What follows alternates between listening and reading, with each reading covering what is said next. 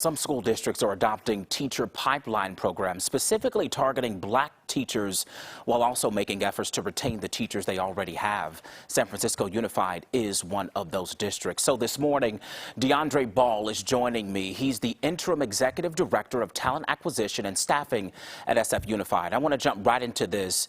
Let's talk about equity in education. The numbers seem to be alarming here. I want you to talk about what SF Unified's retention plans are in bringing black males to the district. Talk about that if you don't mind. Yes, thank you so much, Justin, for having me. This is a challenge that public schools throughout the country are facing. And so with SFUSD, one of the things that we do is we work to grow our own in terms of educators within the district, within the city of San Francisco. So research suggests that, when districts have a menu of options for people to enter the teaching profession, they tend to stay in longer, and they also support student achievement. So we have a teacher residency program where someone can work as a teacher resident under a experienced teacher. We have a pathway to teaching program where someone can work full-time while earning their teaching credential.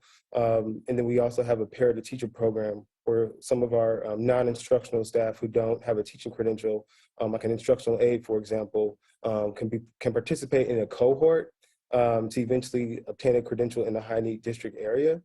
So those are research-based strategies that SFUSD has that not only diversifies the teacher population, but because many of the participants in those programs are local to San Francisco, they tend to stay in the district longer.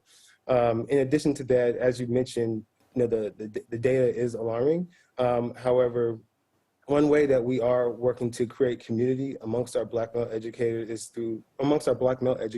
the use of affinity spaces. So this school year, we actually had 3 affinity groups for our black male educators, so that they can, one, build social and professional connections, but then also just to know that they're seen within our district. Oftentimes, black male educators experience feelings of isolation within their district or within their school community. So it's just important to know that it's important for our black male educators to know that they're not the only ones. There is a community of us in the district, and that in order for us to increase the number of black male educators and to retain the black male educators is going to involve a community effort. I want to get one last question in. Really sounds like you have some solid programs in place. I want to get to the last question. Are you all finding it to be a struggle when it comes to recruiting some of these black male teachers? And if so, what are some of the challenges you all are facing within the district? I mean, it's no secret that the Bay Area is a high-cost region, San Francisco especially.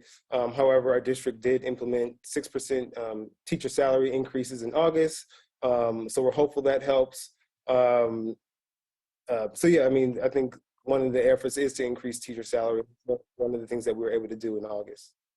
Perfect. DeAndre Ball, thank you so much for your time this morning. I appreciate it. Jocelyn.